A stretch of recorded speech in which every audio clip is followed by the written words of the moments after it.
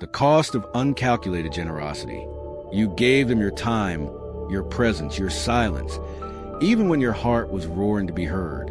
You offered loyalty, patience, and love, unasked, unearned, and uninterrupted. And still they left. But the deepest wound was not betrayal. It was confusion, that ache of looking back and asking, why?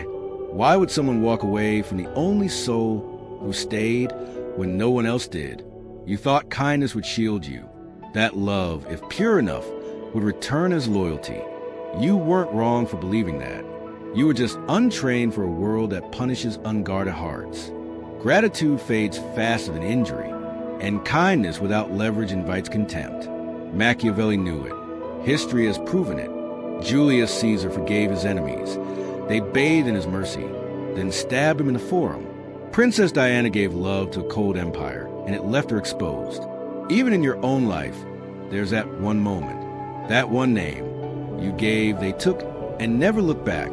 What you offered in generosity, they registered as weakness. What you intended as peace, they interpreted as surrender. But this isn't your fault.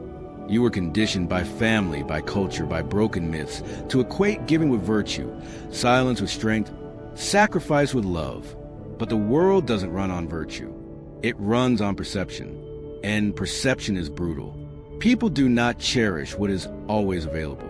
They do not respect what does not demand effort. Human nature worships what it has to earn and dismisses what is handed freely. And you kept giving until giving wasn't a choice. It was your default.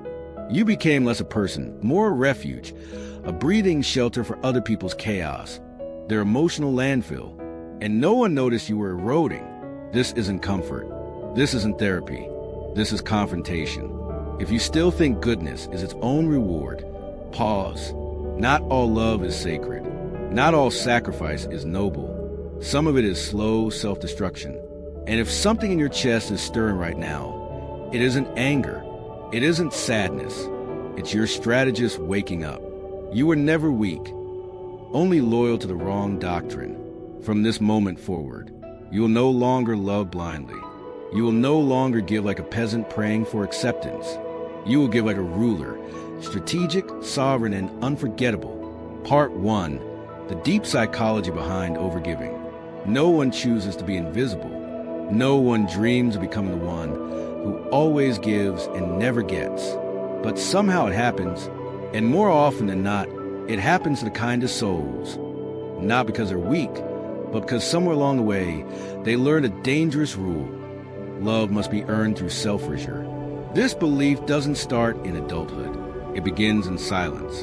In childhood bedrooms where emotions were too loud for room. Where a little boy realizes he's praised when he fixes everyone's mess, but shamed when he speaks his truth. Where a little girl learns that if she doesn't cry, she's strong. But if she needs something, she's too much.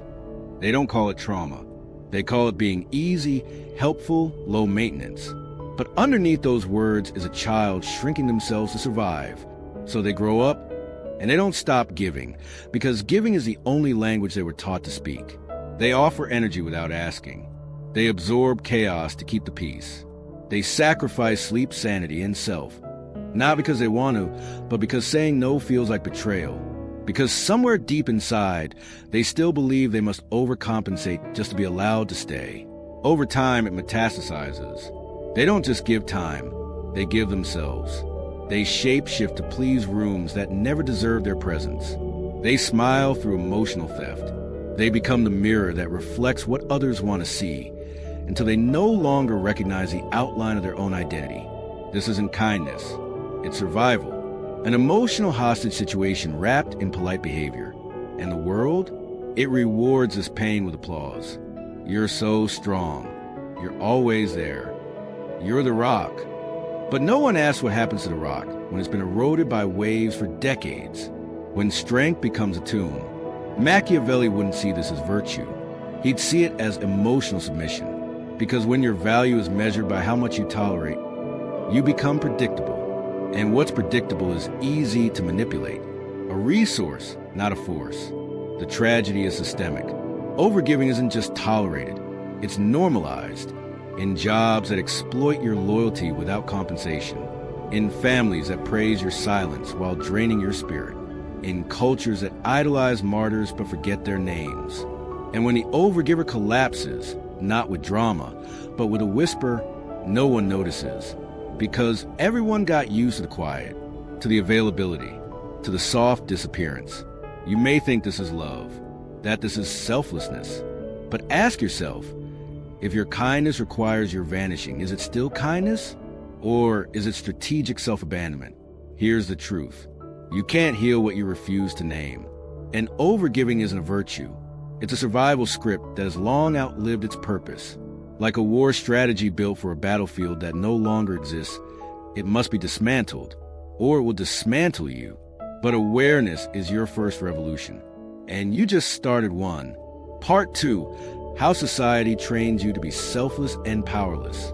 Picture this. A little boy, barely tall enough to reach the shelf, gives away his favorite toy. Not because he wants to, but because he's afraid the fighting around him won't stop unless he sacrifices something he loves. A little girl who bites her lip through pain and smiles for approval. She doesn't say she's hurting because someone once praised her for being strong. That's when it begins. Not with trauma, but with conditioning. They don't teach boundaries. They teach compliance. They don't reward authenticity. They reward silence. And that silence grows teeth. That child becomes the student who doesn't raise their hand, even when they know the answer, for fear of being too much. The adult who apologizes before speaking. The friend who listens more than they're ever heard. The worker who stays late, gets overlooked, then says, "Thank you for the opportunity." This isn't humility. It's programming. You were handed a script, a moral myth packaged as virtue. Don't be selfish. Be the bigger person. Forgive quickly. Nice people finish last, but at least they're good. But what they didn't tell you was that the script wasn't written to empower you. It was written to control you. Because a child who fears disappointing others grows into a citizen who never says no. A person trained to self-abandon becomes a perfect cog in a machine that feeds on quiet obedience. Machiavelli would not have seen this as morality. He would have called it what it is: design, a system of social engineering built to benefit the few at the cost of the many. A ruler who is too generous will eventually be forced to rob someone else. Not because generosity is wicked, but because unconditional giving creates emptiness, and emptiness invites collapse. Look around. Even your childhood fairy tales were loaded. The noble character who gives everything dies. The villain who protects themselves wins. You internalize a lie, that your suffering makes you holy, that the more you endure, the more deserving you become, that if you're endlessly soft, someone will finally choose you. But the world doesn't reward softness. It exploits it unless it's backed by boundaries. The kindest hearts become footnotes. The most giving people become background noise. Not because they weren't worthy, but because they were too accessible. Because here's the truth Machiavelli knew, and the world still hides. People don't value goodness. They value rarity. They respect distance. They crave what they cannot predict. So when you show up every time, forgive before they ask, smile through neglect, and still offer warmth, you become forgettable, expected, replaceable.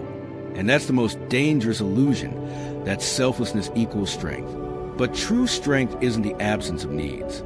It's the clarity to protect them. So let me say it plainly. You were not taught to be kind. You were trained to be compliant. And in a system designed for your obedience, your silence was always the goal. From this point forward, that ends Part 3, the hidden psychological damage of overgiving. Overgiving isn't just exhausting. It's eroding, not in flames, but in drips like water carving through stone. Subtle, patient, irreversible. At first, it wears a mask of strength. You're the reliable one, the steady hand, the strong friend. But beneath that role, the rot begins. You say yes while your gut pleads no. You smile at people who quietly extract your soul. You help because it's expected, then hate yourself for doing it again. And they call it kindness, generosity, selflessness, as if these were praises, not eulogies. But no one sees that behind the smile you're holding your breath, biting your tongue, Trading your sanity for temporary peace. This isn't burnout. This is something darker, something keener. This is identity collapse. You stop being a person. You become a role, a function, a caretaker, a sponge, a therapist for the emotionally irresponsible. And that role, if left unchecked, will bury you in plain sight. Psychologists have a name for it. Fawning, a trauma response where love is confused with overcompensation. Survival means tuning your nervous system to the needs of everyone but yourself. You sense discomfort before it's spoken. Apologize for needing rest. Rehearse the word no in your head, but still whisper yes out loud. Machiavelli wouldn't pity you. He wouldn't say you're too nice. He'd say, a servant who forgets they are human becomes furniture, because when you're always available, your absence stops mattering. Your presence is no longer a gift. It's just expected. The damage doesn't scream. It whispers in the way you smile when someone interrupts you, in how you explain yourself before you've even done anything wrong, in the tightening in your chest when someone says, "Can I ask a favor?" You want to be seen, but you keep performing like you're invisible. You want someone to ask if you're okay, but you've trained them not to. You keep giving, hoping someone will notice, but they won't because you taught them not to. And here's the paradox. You're drowning, but you're so good at appearing calm, no one throws a rope. Overgiving isn't noble. It's invisible suicide, one silent compromise at a time. It's not your fault, but it is your responsibility. Because once numbness takes over, you don't just lose your energy. You lose something deeper. Your fire, your instinct, your inner compass. And soon, you won't even know where the real you ends and the programming begins. So if you're feeling hollow right now, if your chest is tight and your heart feels blurred, that isn't weakness. That's clarity breaking through. You're not too emotional. You're just unprotected. And from this moment on, that changes. Part 4, why they disrespect you when you overgive. It's one of the most bitter truths to swallow. The people you gave the most to are often the first to disrespect you. And your instinct is to blame yourself. Maybe I didn't give enough. Maybe I was too cold. Maybe if I had just been a little more patient, they would have stayed. But listen closely. You didn't lose their respect because you failed.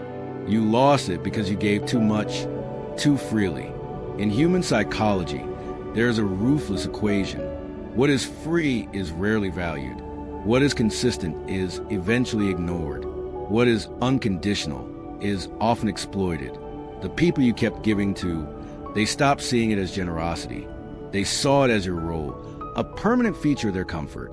Like light in a room they never paid the bill for. You believed your love was building a bond, but in their eyes, you became replaceable. Why? Because you never made them earn you. Machiavelli knew this. He wrote of princes who offered too much loyalty too soon, only to be betrayed by the very nobles they elevated. A ruler who shows too much kindness without consequence invites contempt, not devotion. It's not malice. It's human nature. People crave what is rare, what demands effort, what sets terms. When you overgive, you fracture the balance of power, not in status, but in perception. You become the first to call, the last to leave, the one who forgives before there's even an apology, the one who over-explains, even when you're the one hurt. And through repetition, a message is sent, not with words, but with your pattern. I will absorb this. I will tolerate this. I'll keep showing up, even if you don't. You didn't say those words, but you didn't have to. Your actions screamed them louder than your voice ever could. Here's the cruel part. You didn't do it to be controlled. You did it to protect the connection. You didn't want power. You wanted love. You wanted peace. But in trying to save the relationship, you abandoned yourself. They didn't betray your kindness. They responded to the value system you silently taught them. Because when someone receives endlessly without accountability, they begin to assume the supply is infinite. So let me ask you, have you ever felt most disposable to the very people you were the most loyal to? If the answer is yes, don't rush to shame. Sit with that.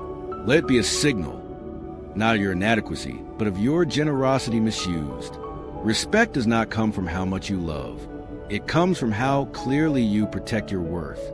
Even the most empathetic soul becomes invisible if they refuse to be scarce, because anything that is always available becomes background noise. Machiavelli would never say, "Don't love." He'd say, "Let love follow respect." If you cannot be both, be the one who commands presence before affection. And in the modern world, that means this: be respected first, then let love earn its place. Because the one who can lead without noise is always the one they fear losing most. Not all giving is weakness, but all uncalculated giving becomes a liability. Part 5, How to Give Like a Ruler, Machiavellian Generosity. In a world ruled by perception, your kindness isn't judged by your intent, but by your timing, your selectiveness, and your control. And no one understood this better than Machiavelli. He never told rulers to be cruel. He told them to be deliberate. A prince must appear generous, but never to the point of being drained. He must give with purpose, so the people remember the gesture, but never grow dependent on it. This is how you give like a ruler. 1. Give rarely, but when you do, make it unforgettable. Most people give constantly, out of guilt, out of fear, out of habit, but what's constant loses impact. True power lies in contrast. Think of Alexander the Great. He didn't reward his soldiers every day, but when he did, he burned his royal robes and marched with them barefoot. That one act echoed through history. Your kindness should feel like rain in a desert, not like tap water on demand. Let them earn the silence before the storm. Then give once, like thunder, memorable, strategic, unmistakable. 2. Your no increases the price of your yes. When you always say yes, people stop hearing gratitude. They hear expectation. But when your boundaries are clear, your approval becomes currency. Your time becomes a ceremony, and that scarcity is leverage. Machiavelli would say, "He who controls access controls a game." The one who can vanish without explanation becomes the one whose presence carries gravity. 3. Give to move the board, not to soothe your guilt. Most overgivers don't give out of confidence. They give to feel necessary, to be irreplaceable. But true influence doesn't rescue, it repositions. Before you give, ask yourself, is this strengthening me or draining me? Does this increase my influence or reduce it? Would I still give if I knew it changed nothing? If fear is behind the gesture, pause. You're not giving. You're bargaining with your self-worth. 4. Keep score quietly. This is a revenge. It's intelligence. Who shows up without being asked? Who disappears after they've taken? Who only calls when they need something? You don't need to confront. You need to adjust access. Machiavelli didn't fear betrayal. He anticipated it. And he'd remind you, generosity without memory is generosity without wisdom. 5. Make generosity your weapon, not your weakness. Let it surprise. Let it land like lightning. A rare act of kindness, calculated and clean, can shift alliances, open doors, reshape perception. That's how rulers move people. Not through endless availability, but through unpredictable benevolence. Give like a sword, drawn only at the right moment. Give like a storm, never forecasted, but unforgettable when it arrives. And if you've ever felt use for your light, don't dim it. Direct it. Aim it like fire through fog. Because when you master the art of scarcity, every act becomes monumental. You don't need to stop giving. You need to engineer it. Machiavelli would nod, not because you became colder, but because you finally became sovereign. Part 6, the subtle signs you're still overgiving. You've done the work. You've drawn boundaries. You've said no more than you ever believed you could. But something still doesn't feel right, because overgiving doesn't just live in your calendar. It lives in your nervous system. Just because you've stopped sacrificing your time doesn't mean you've stopped betraying yourself. Let's be honest. 1, you still feel guilty for choosing yourself. You cancel a plan to rest, but spend the evening spiraling in your head. You say no, then replay for hours like a courtroom cross-examination. You wonder, are they upset? Did I disappoint them? Will they leave? That's not boundaries. That's self-protection dressed as politeness. A child who fears rejection becomes an adult who fears self-preservation. Machiavelli would call this emotional vulnerability without armor the weakest position in any negotiation. 2. You over-explain your boundaries. You say, I can't, but rush to soften the blow. I'm just overwhelmed. I've had a rough week. I promise I'll make it up to you. But why? Because part of you still believes your no must be earned, still thinks your limits are an inconvenience, still ties your worth to your availability. Every explanation you give is a subtle apology for existing. 3. You shrink around confident people. When someone enters a room, certain of themselves, you shrink, hesitate, start editing your words mid-sentence. You call it humility, but it's programming. You were taught that power is dangerous, that taking up space comes with punishment. So you become agreeable, pleasant, forgettable. But Machiavelli would say, what dims itself to survive teaches others to forget its fire, and what's forgotten is always undervalued. For receiving still makes you uncomfortable. They compliment you, you deflect. They give you a gift, you say it wasn't necessary. They offer help, you insist, I'm fine. Really? Not because you're ungrateful, but because somewhere deep down, you believe you haven't earned it. Or worse, you fear you'll have to pay it back. You were trained to be the giver, the rescuer, the anchor. So when care flows toward you, it feels like a setup. 5. You wait to be rescued without asking. You're exhausted, but you still say, I'm okay. You smile. You power through. But quietly, you're hoping someone will just notice, that they'll sense your fatigue, that they'll read the silence beneath your smile, that they'll finally say, are you really okay? But they don't. And you feel unseen, abandoned, maybe even angry. But here's the paradox. You never gave them the map. You never said the words.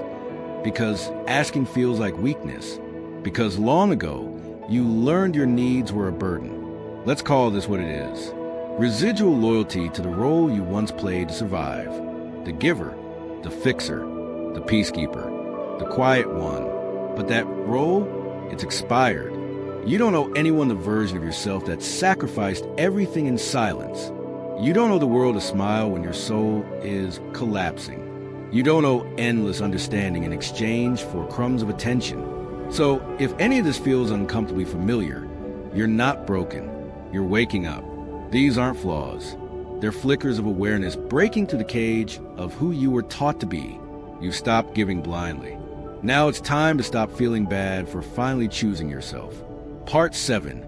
Rebuilding the Inner Kingdom, from self-erasure to strategic power. What happens after you stop overgiving? What's left when the masks fall and the old roles turn to ash? The answer is both terrifying and liberating. You rebuild, but this time, not as the servant, not as the rescuer, not as the one who bends to survive. You rebuild as a sovereign, architect of your time, your mind, your presence. And that rebuild begins with one simple shift. No one enters your inner kingdom unless they're tested at the gates. 1. Redraw your internal map. Close your eyes. Picture your life as a citadel, not metaphorically, literally. There are rooms, chambers, sanctuaries. Now ask yourself, who have you let in without credentials? Who's resting in your inner sanctum without ever earning their place? It's time to move people. Shift their access, not out of bitterness, but precision. Some were always meant to stay in the courtyard. Some never deserved to step past the gate. This is not cruelty. This is governance. 2. Replace sacrifice with standards. Stop offering your soul as a down payment for connection.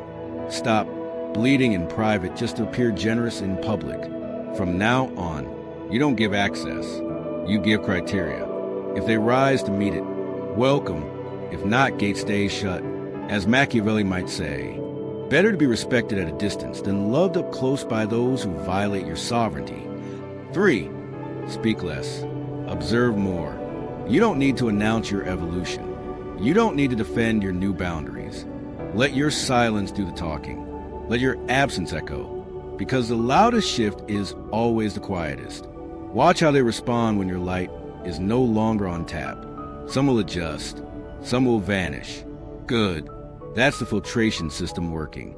For make your presence earned, not expected. You are not an emotional vending machine. A therapist for chaos collectors. A 24/7 refuge for anyone who snaps their fingers. Your time is sacred. Your care is elite. Treat it that way, because what's always available is perceived as replaceable. And you were never meant to be ordinary. 5. Practice visible self-worth. Let the world feel your shift. In your walk, in your voice, in your choices. You're no longer afraid to disappoint. You're no longer available for guilt-driven loyalty. You're no longer performing kindness in exchange for crumbs of connection. You're here to reign with kindness, with clarity, with teeth. Because true power isn't about dominating others. It's about never being dominated by your own self-doubt again. This is your new architecture. Fewer people, deeper standards, more silence, sharper boundaries, less apology, greater clarity. You don't need to be mean. You need to be mathematically selective. You don't need to become bitter. You need to become unavailable for anything beneath your standard. Machiavelli would not call this selfishness. He would call it what it is, sovereignty. Outro, the sovereign decoration. If you've made it here, you are no longer the same person who pressed play. You've seen it, the cost of blind generosity, the hollow ache of disappearing behind a smile, the truth that kindness without calculation becomes a weapon turned inward. And now, you stand at a threshold. The world will still ask you to. Shrink, give more, explain. Contort yourself for people who were never meant to walk beside you. But that version of you, the one who tolerated to be loved, the one who stayed silent just to be chosen, is gone. You're no longer available for relationships that confuse loyalty with submission, apologies you didn't owe, your own self-betrayal. From this moment forward, you give from overflow, not from emptiness. You disappear when your value is ignored. You measure access, not just affection. You protect your peace, even if it costs connection, because your kindness is no longer cheap. It is curated, sharpened, delivered with discernment. Let this be your creed. I will not bleed to prove I'm real. I will not give to those who only take. I will not confuse being used with being needed. You are not broken. You were loyal to a system that profited from your self-doubt. But today, you rewrite the terms, not with anger, not with noise, but with precision, silence, strategy. Because from this moment on, you don't just survive, you reign.